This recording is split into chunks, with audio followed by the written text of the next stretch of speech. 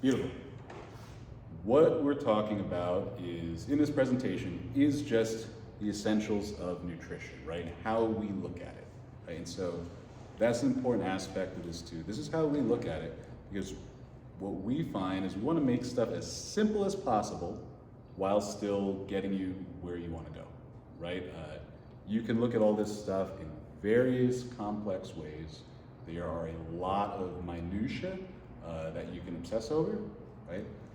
That don't necessarily change what you're looking to change, right? Or they don't necessarily have a big impact on what you're trying to achieve. So our goal with this is to make things as simple as possible while still achieving what you want to achieve. Simple as possible, but no simpler than it needs to be, if that makes sense.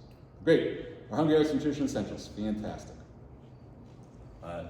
So to start out, right, just talking about what your food is made of, right? The basic kind of building blocks and basic kind of language that we're going to be using too. Fantastic. So calories, right? How much energy is in your food, right? And so when we talk about calories and hey, you got a can of beans, whatever it is, it's got 100 calories in it. Great. It's 100 calories of energy, right? It's a unit of measurement. And so fantastic. We'll talk more on that as we go. We'll be talking about macronutrients, right? So macronutrients are the big building blocks of food, right? You've got your protein, your fat, and your carbohydrates, okay? Those combined make up all the calories in your food. Fantastic. We also have micronutrients, talking about vitamins and minerals. We won't be talking about that so much tonight, right? We're going to be focused on just a few elements of that, but also an important part of what you're eating. And then another thing we'll be talking about tonight is fiber, right? And fiber is roughage. Fiber is stuff in your food that you're not actually absorbing, right? But it's just going through your system and helping everything move cleanly, smoothly, etc. Fantastic. And let me just mention too, as we're going through all this, please feel free to ask any questions you have, right? We'll talk at the end and answer questions. But if any of this stuff I'm saying isn't clear, or if you'd like any further clarification on anything, please, that's what I mean. So calories, why are they important? Well, we're talking about energy in, energy out, right? And so a lot of people that come to us are looking to either, hey, lose body fat, or they're looking to get stronger, right? They're looking to stay the same size roughly, but be stronger and be leaner, right? Whatever it may be, we're thinking basically about energy in versus energy out. And so two words that I want you to get a sense of with that is basal metabolic rate and your total energy expenditure. So basal metabolic rate is if you are doing absolutely nothing, right? You are sitting on the couch watching Netflix, you're not even getting up to get any snacks, you are a total bump on a log, for a day. That is how many calories you would burn just existing, right? That your body burns just being there on the couch doing nothing. Add on to that, hopefully you're not doing that. Hopefully you are at least eating, right? Hopefully you're also getting up, going around doing stuff. You're working, maybe you're exercising, whatever. So the actual amount of calories you burn in a day is higher than that, right? So say me, being the size that I am, age I am, muscle mass, blah, blah, blah, whatever, say I burn about 2,000 calories a day, right? If I'm just sitting doing nothing. Hey, welcome, join us. No, you're good. Then add on working out, blah, blah, blah, etc. Well, I might be burning closer to 3,000 calories a day. Does that make sense? And that would be my total energy expenditure. Awesome. Side note on this, people talk a lot about metabolism and aging, right? And how aging affects your metabolism. Well, most recent studies show from 20 to 60, your metabolism stays pretty flat, right? It doesn't really change. Past 60, yes, there is a slight rate of change. They say 0.7% a year, which also adjusts with your body mass.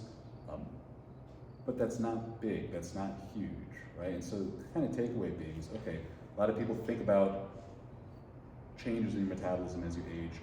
A lot of that is really more tied to your energy expenditure. A lot of that's tied to activity levels, right? A lot of that's tied to, hey, when you're 20 years old and you're in college or whatever, playing sports and going out with friends and doing this and doing that, versus when you're 40 years old and you're just working and chasing kids around, and then when you're 60 years old and, I don't know, doing whatever you're doing, right? Maybe being a little bit more sedentary, a little bit less active. That's where that change comes from, right? There are other changes that happen hormonally, right? Especially in women going through menopause. But just the base idea being that our metabolism doesn't change so much, right? At least, growing up, I was always told, oh, big changes in your metabolism as you get older. There are changes, but they're more tied to your activity level. So, we talked about those macronutrients, right? Those macronutrients, protein, fat, carbohydrates. If you're trying to think about your food, right? If you're focused in on getting stronger, getting leaner, whatever, I would recommend the one thing you focus on to be your protein, right? That will make the biggest difference. So why is protein important? Well, it's important for building and repairing not just muscle, but your body, right? If you get injured, anything like that, well, you need protein to bounce back from that, right? And certainly if you're trying to get stronger, yes, you need protein to support that. A side note on that, so my mother was a nurse practitioner focusing in wound care for about 30 years, and one piece of advice she always gave patients that had a skin injury was to increase your protein as much as you could, so because it even helps on like surface level injuries and stuff like that. Yeah, it makes a difference, right? Past that, we're protecting lean body mass, right? And so we'll talk more about that, but certainly if you're trying to lose weight, okay, you might be losing body fat, you also might be losing muscle. And in general, lean muscle mass, we don't want to lose that. We want to maintain it or preferably usually increase it, right? Very important for longevity, for bone density, for, just being able to do stuff. But so very important for protecting lean body mass or increasing it.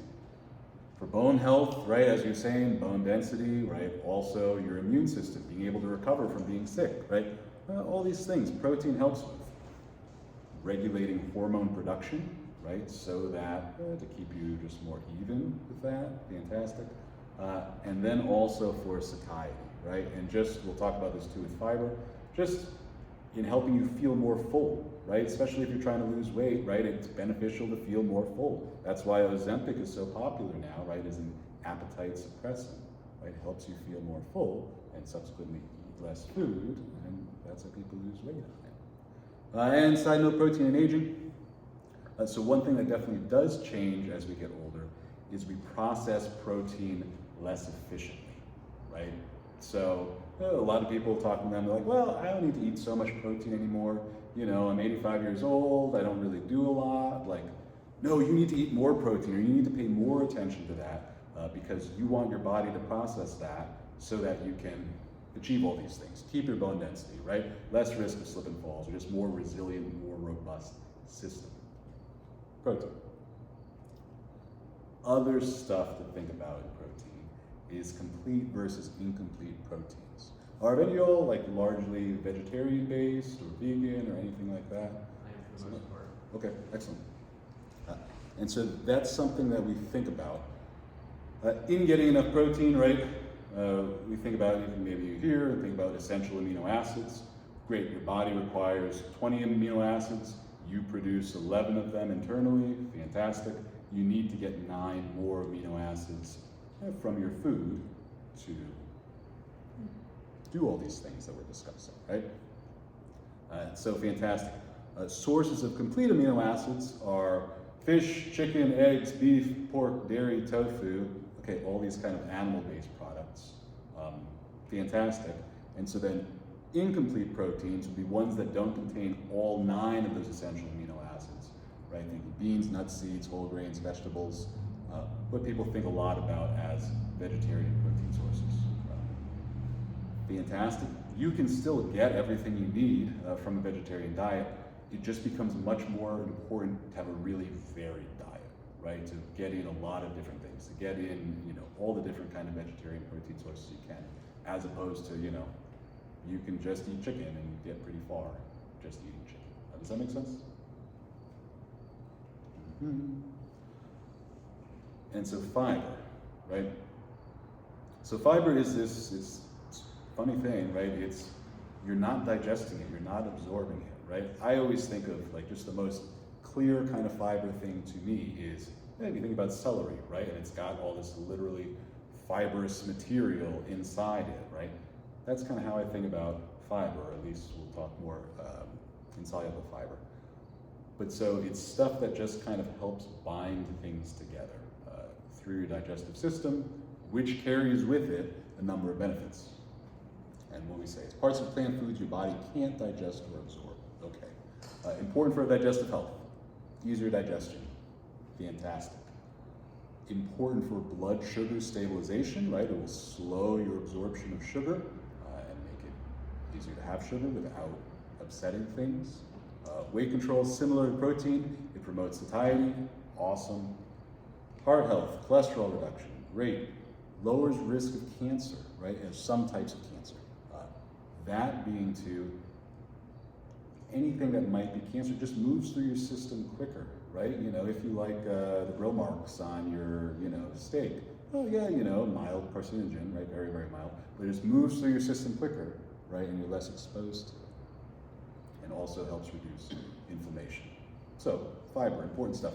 So those kind of three things are what we tend to focus on in starting out looking at some of these food, right? Calories, how much you're intaking, right? Because that helps, that's just, if you're eating more calories than you're expending, you're getting bigger in some way, right? Whether that's putting on muscle or gaining body fat.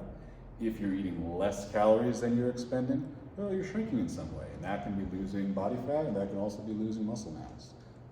But if you're getting enough protein and working out, great, it's more likely to be body fat than muscle mass. Protein important to protect that lean body mass, right? And all the other things. And fiber important, and just makes you considerably healthier, right? I think of it as that, okay, be the size you want to be, and also live to 100, right? Great, those are kind of both important things. If you look at the calories you're intaking, if you look at your protein, if you look at your fiber, that's getting you on the right track, certainly, right? That really helps you along the way. Sorry, other fiber notes, soluble versus insoluble fibers, right? Soluble fibers attract water and turn to gel during digestion. Oat bran, barley, nuts, seeds, beans, some fruit, fantastic.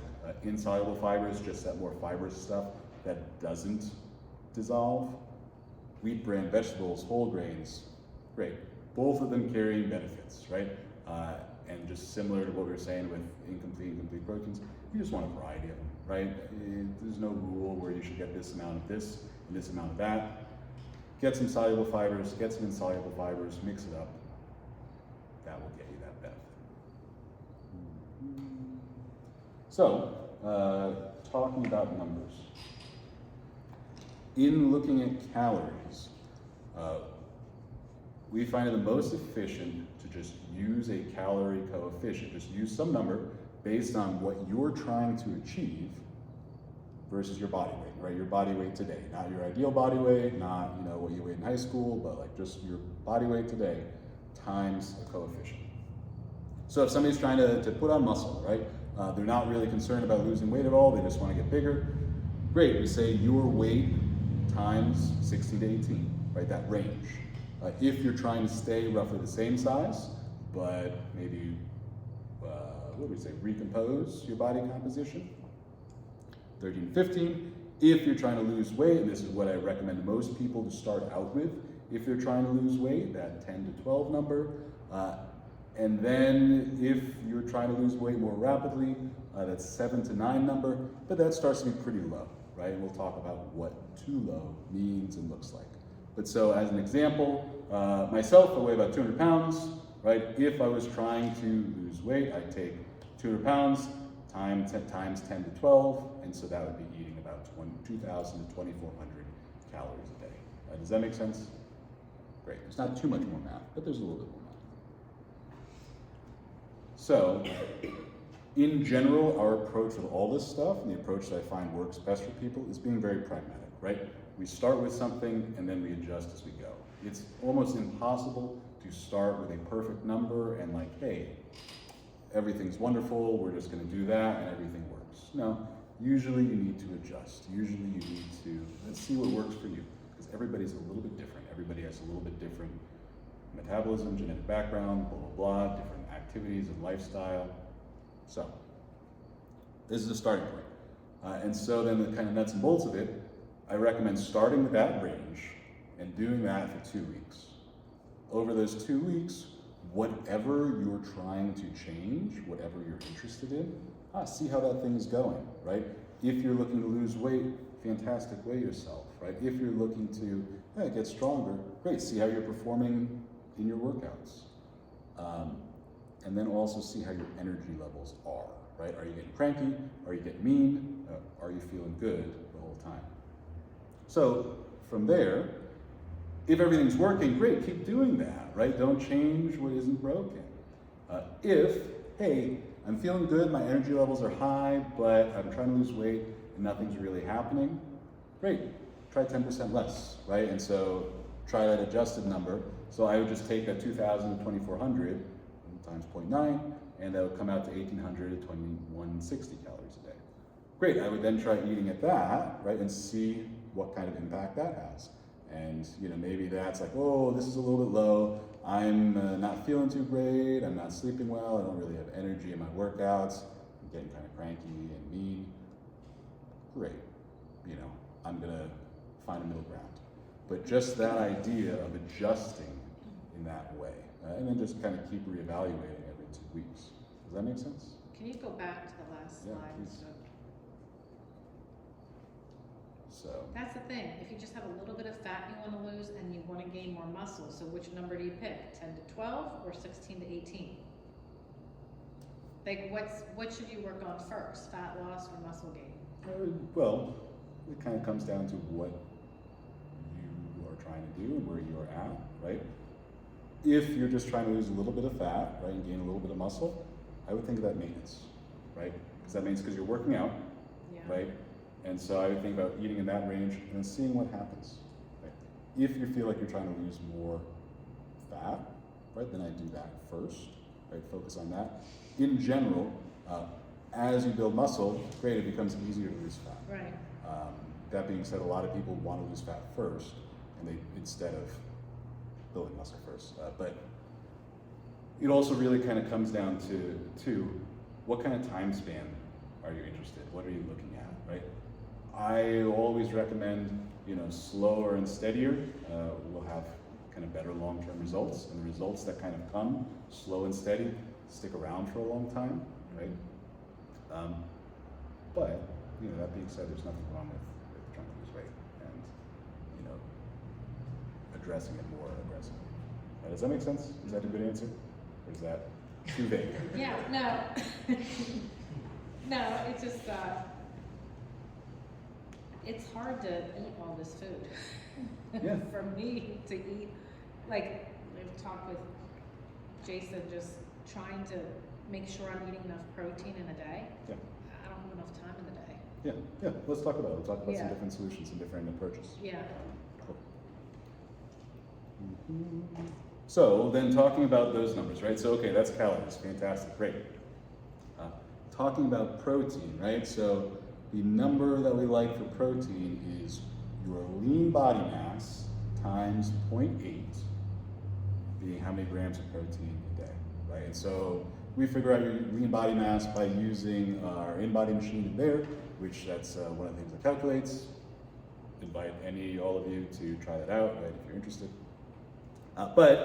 And so fantastic, right? I would take that number, or my lean body mass, which say, I've got it on here, but say it's about 165 pounds times 0.8, and then get a number from that. If you don't have access to something like that, you could instead go your body weight times 0.6 equals grams of protein a day. That'll be a little bit different, right? Or not quite as tuned in, just because it's not taking into account your muscle mass or your body composition, right? You can be, different stuff. But does that make sense? So, And the same thing in using that number, we're looking to see what kind of effect does this have, right? If you're trying to hold on to lean muscle mass, or if you're trying to increase lean muscle mass, well, eating this much protein, is that happening, right? If it is, great, fantastic. If not, I try a higher number. This number is a low number, right? Like this isn't, you know, a super high number.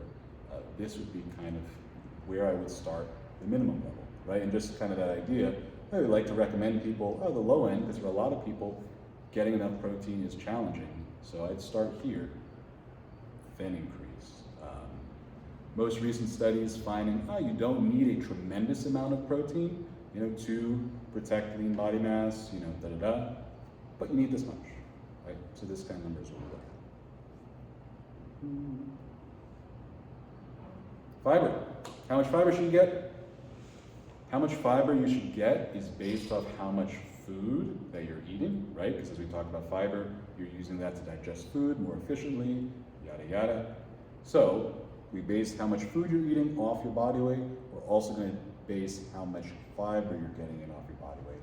And so that's just 0.14 times your body weight in grams a day. We'll talk about some of those. Yes. But yeah, if you look at fiber recommendations, you'll see different fiber recommendations based on men and women. You'll see different fiber recommendations based off age.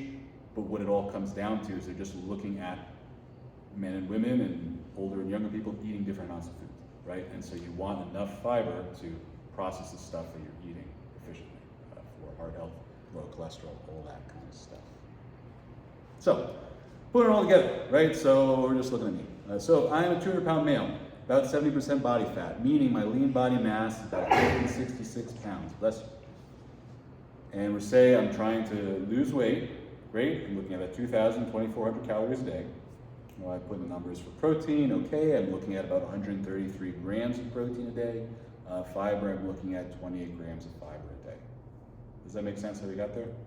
Cool. Simple, few numbers to think. The lean body mass number though, we have to get that off the printout. Yeah, so you do need to do some math to get that, right? Or you have some kind of, something to help you, right?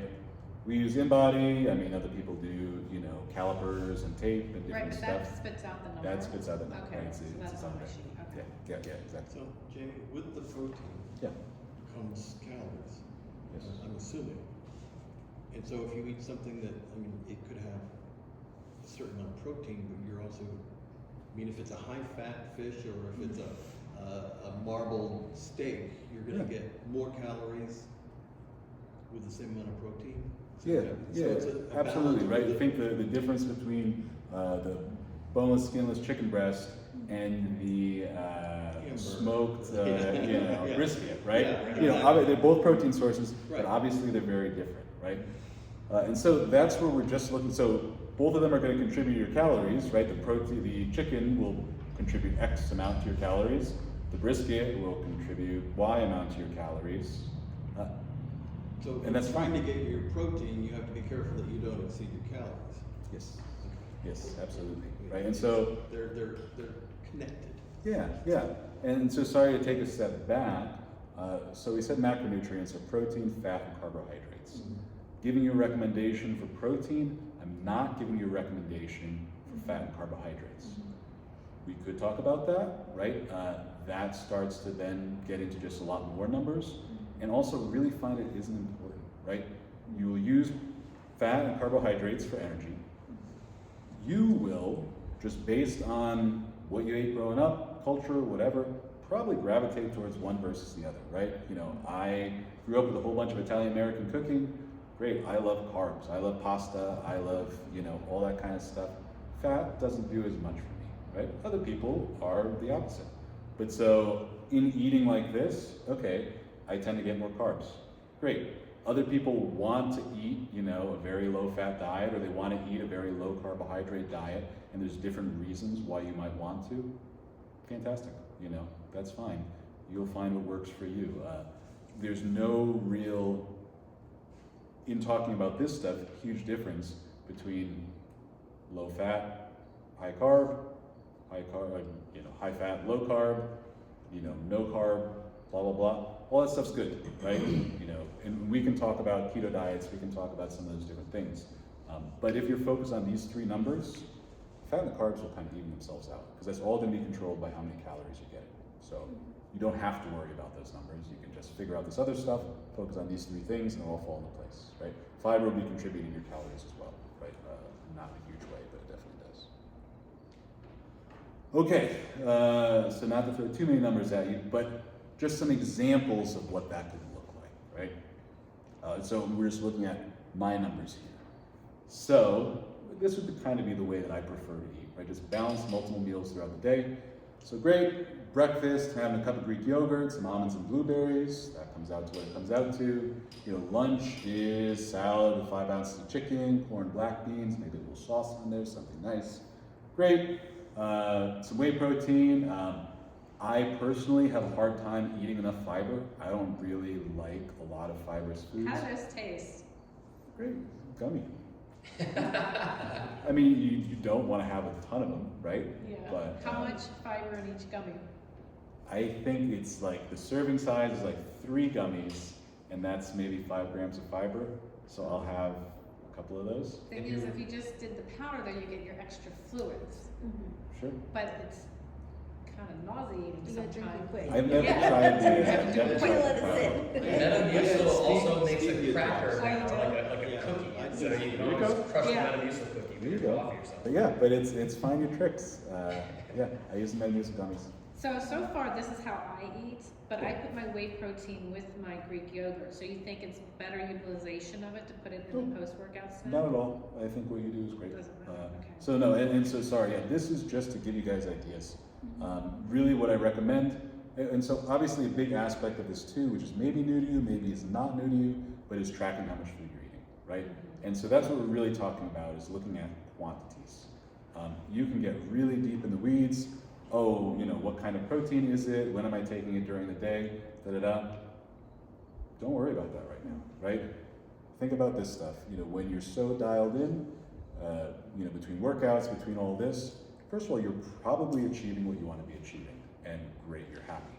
If you want to get more anal, more specific than that, cool. I think honestly, at that point, it becomes more of a hobby kind of thing, right? You just like tweaking, you like spreadsheets, you like numbers.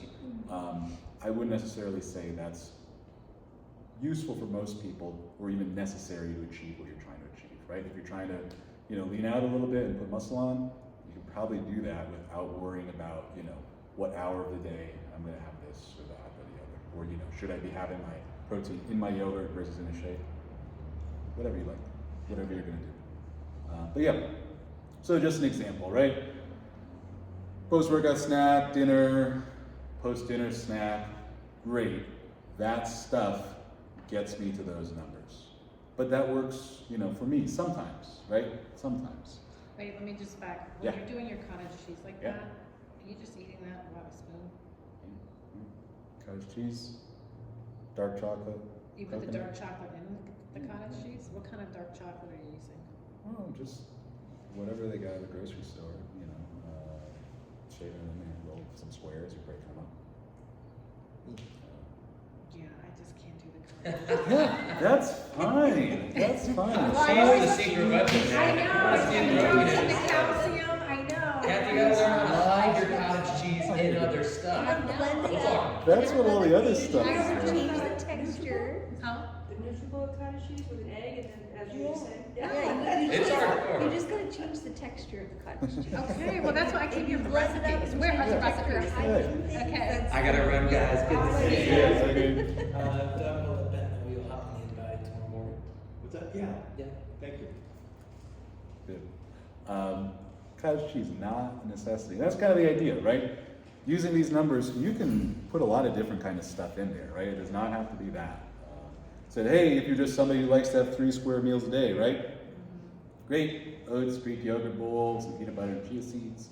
Could be eggs, could be eggs and bacon, right? But then you just have to account for the calories from that bacon, right? Which means something else probably has to come out somewhere else. That's fine, right? Grilled chicken quinoa bowl, some avocado, tomatoes, and cucumbers. Awesome. Salmon with roasted Brussels sprouts, brown rice, and sweet potatoes. Great. Thinking about, okay, hey, now we're using some cooking oils. fantastic, but you can do all that and this still hits those same kind of numbers, right? Does that make sense? Something that I find helpful is what's your plan on your worst day, right? So especially if somebody's trying to lose weight, whatever, great, this is lovely, right? That's all some nice stuff, you have some nice recipes, cook it up, oh, you can meal prep, you can cook a couple days in advance. That's great.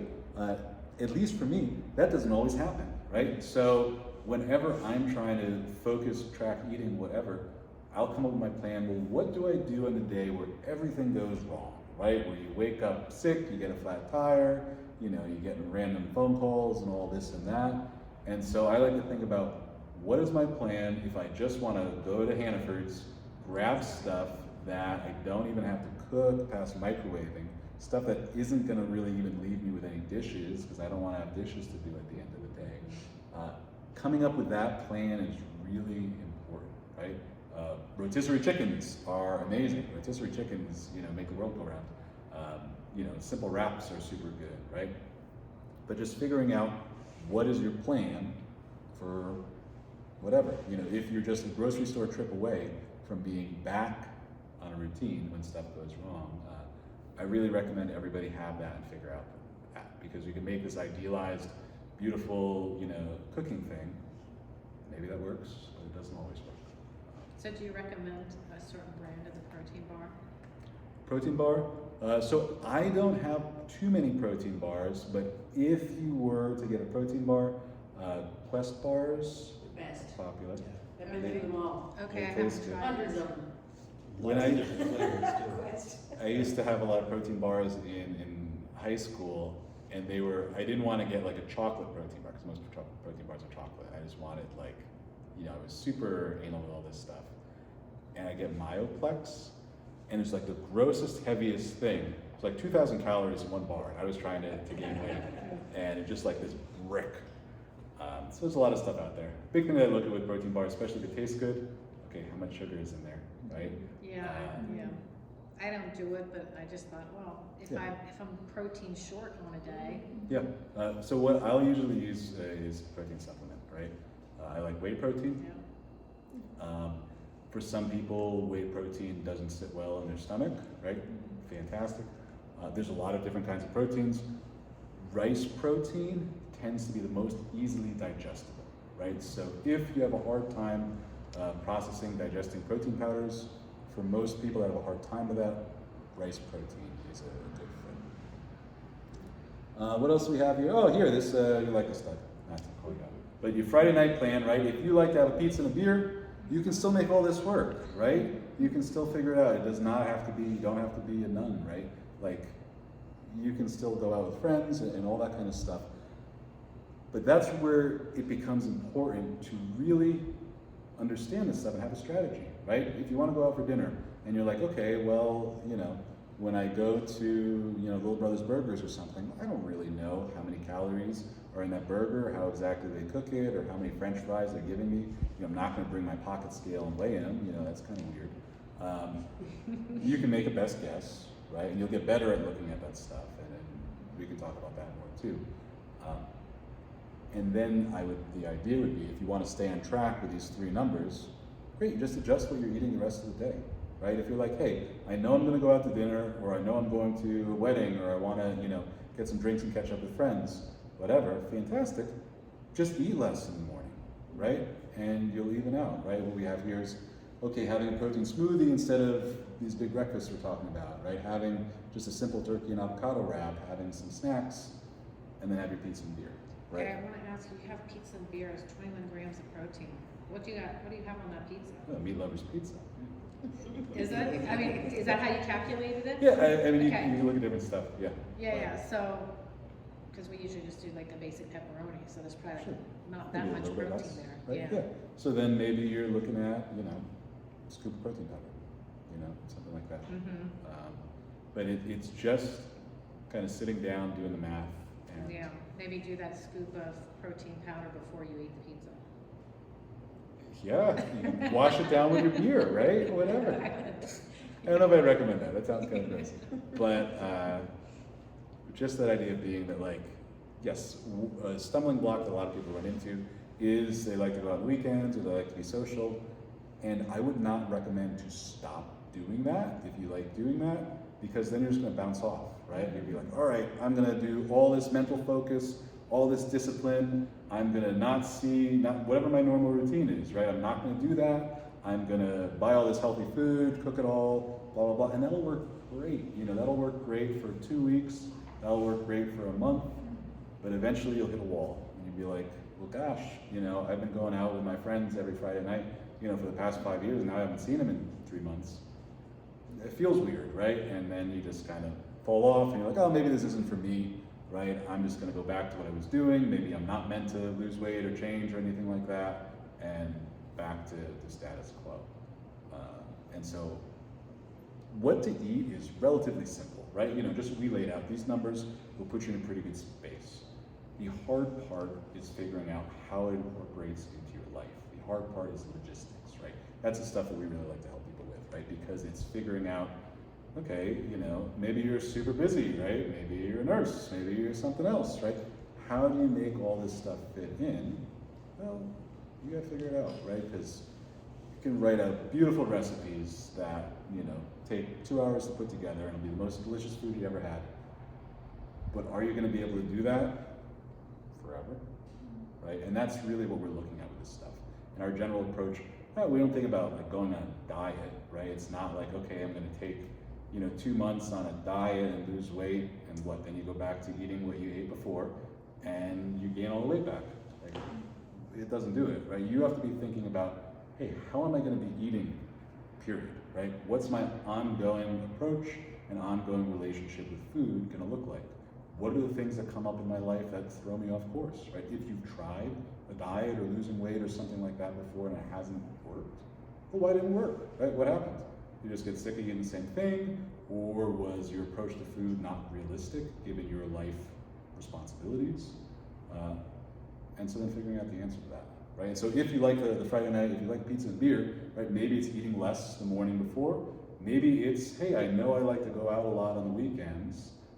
I'm just gonna bump all those other numbers down, the calorie numbers at least, a little bit down during the week, right? And so then I have kind of, you know, extra that I can have on the weekend. Does that make sense? There's a lot of different approaches you can take with that, and that's all very personal, right? That's all very much what you like to do and how you like to do it, and figuring out kind of solutions for, hey, how do I do this stuff that's important to me while still doing enough, right, to get where I want to be. Does that make sense? Cool. Do I have anything else? No, that's what I got for you in slides. Yeah, any questions on that stuff? What's your thoughts on intermittent fasting? Sure, good question. So intermittent fasting, right, and if you're not familiar, intermittent fasting, the idea being that you're only eating during a window of time during the day, right? So you're basically say in a fast, and there's different ways people approach it, but maybe somebody has a 4-hour feeding window, right? So they're not eating anything except for from 4 p.m. to 8 p.m. at night, and they're eating a lot during those 4 hours. Intermittent fasting, I don't think there's any magic in there, right? You know, you'll hear different things. Well, being in a fasted state, you know, causes X, Y, Z to happen. It definitely can change your mental state a little bit, right, in a positive way. But ultimately, it's just a different form of calorie restriction, right? It's if I'm only eating during a 4-hour window, well, I can only physically eat so much during a 4-hour window. So I'm probably eating less calories than I was freely. And that's leading to weight loss.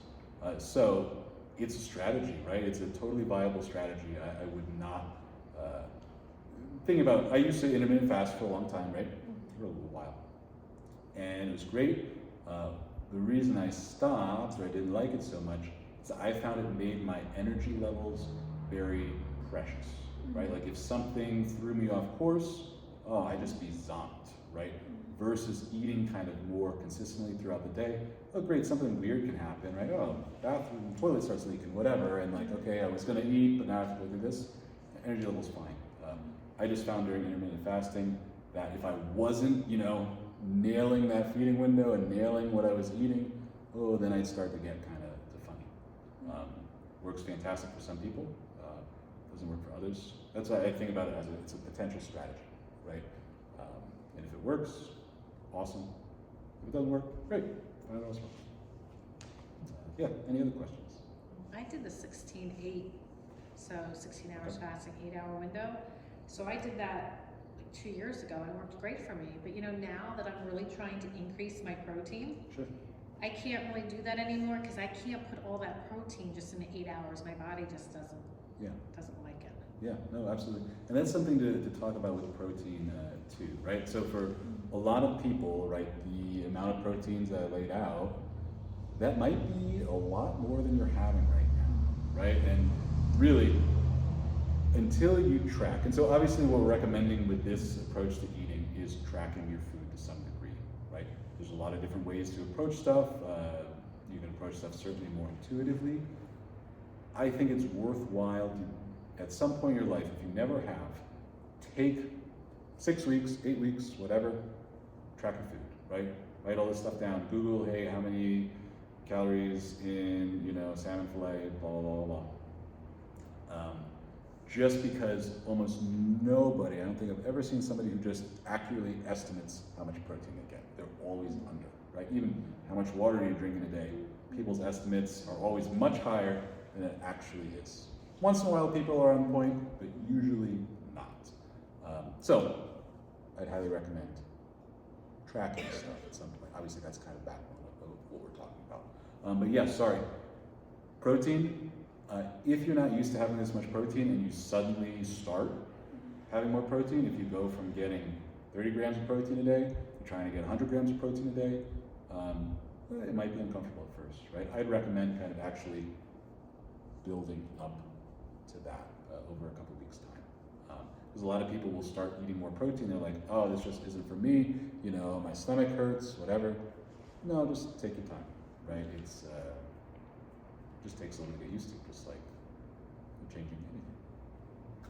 Tips and tricks on like how to, like you were saying, adding cottage cheese to your eggs. Like, are there ways that you can like sneak protein into stuff? Yeah, I mean, you can sneak protein powder into a lot of different things, right? Like that's, you know, if you're not somebody that likes eating a lot of chicken and fish, right? Yeah. Protein powder, like I would find a good protein powder supplement. If you really weigh out like 5 ounces of salmon, it's not that much. It isn't, It's no. not that much. I don't know. It all depends, right? It all depends on like appetite, all that kind of stuff. But if you have a hard time getting enough protein in, you know, a scoop of protein powder can be 30 grams of protein. Great, that takes a chunk away there. Yeah, any other thoughts, questions? Where do you get your salmon? Salmon, I don't have too much salmon up here. I haven't found a good fish place yet. I know. Do you use a lot of salmon? From the fish market? Your Evans? Evans. Yeah. It's a little, The one they in have Southie? really good fish, but it's a little pricey. Yeah. That's the only downside. Yeah. I get mine at Hannaford's, but I don't buy the farm salmon, I buy The the line one. caught co-op. Sure. Yeah. Again, It's pricey, that's the thing. Yeah, and that's something we really talk about is food quality. Yeah, trying to get good quality foods, right? As much as possible as your interest and budget allows. It all makes a difference. But, you know, if you're out and you're getting Stop and Shop brand and hitting these kinds of numbers, great, you're in a better place than if you're just. You should open up this kitchen and make salmon once or twice a week. Hey. From the good stuff, and we would all come by it, because the other thing is cooking salmon. I always over dry it, it's always over dry. It's like, doesn't matter how much I watch it. Mm-hmm. Hey, Wrap talk it more. in foil, do it on the grill. The grill. That's what I Oh. do. Yeah. And then basically poaches, I mean, it steams. It doesn't die. It's quick too, and there's no dishes. Yeah, exactly. Grill's great That's food. the key, no dishes. But that's honestly like thinking about that kind of stuff too, right? Especially if you're a busy person, right? I would always run into the pitfall of planning out beautiful recipes, right? But not really accounting for the cooking time. And that can really just kill your momentum, right? You know, when you go, oh, I got all this meal plans and da-da-da, and it's like, oh, and I just got home from work and there's a stack of dishes in the sink. Oh, that's not gonna happen tonight, you know, call a pizza chef. You gotta cook on the weekends. Sure. Yeah. Yeah, and if you can do that, Yeah. fantastic, right? Like that starts to go into all the different strategies that you can take and how it fits into your lifestyle. But if you can batch cook, awesome. Do you have like meal planning resources or recommendations? Chat GPT. You use Chat GPT? I haven't, but I will now. Fantastic. Here, let me